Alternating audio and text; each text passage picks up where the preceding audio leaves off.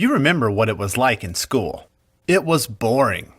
You sat in class, memorized as much as you could, and tried to pass a test at the end. But is that good enough? These days, school can be more interesting and effective by focusing students on work that matters. This is project-based learning explained. Most adults live in a world of projects.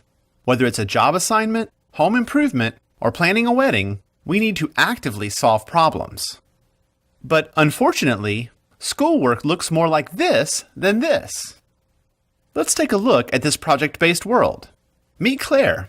She was recently presented with a challenge. Her company, Super Suds, makes soap, and it was up to her to find the most earth-friendly way to produce it in the future. Her boss gave her a budget and a few requirements, and it was up to her to come up with a solution.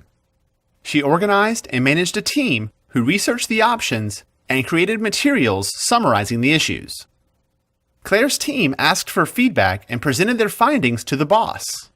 Claire came out of the project looking like a rock star, and she learned a lot about green products.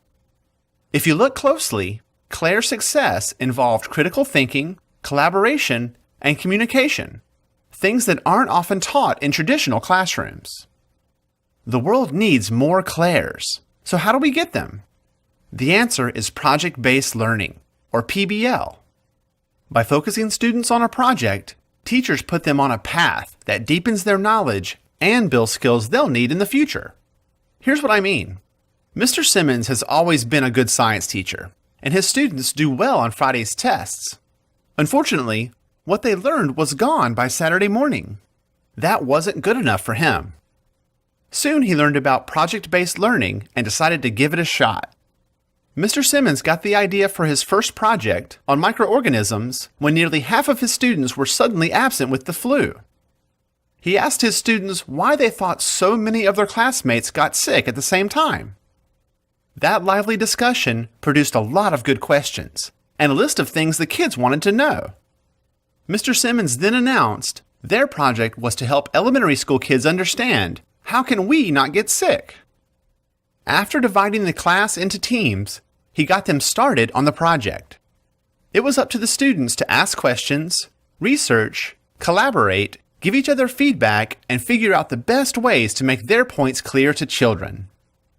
One team chose to make an educational video on the connection between hand washing and avoiding the flu. Another chose to create posters to show how viruses spread.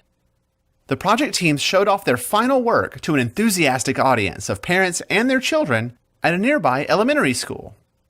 Sitting in the front row was our good friend and local rock star Claire, who saw a bit of herself in the students. It was clear that the project was a success for the students, the audience, and Mr. Simmons.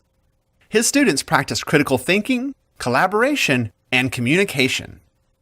The project wasn't about memorization, but learning in depth about viruses and how to prevent spreading disease, a lesson they will never forget.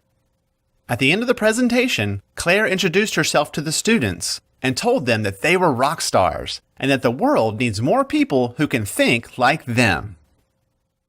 To learn more about project-based learning, go to BIE.org.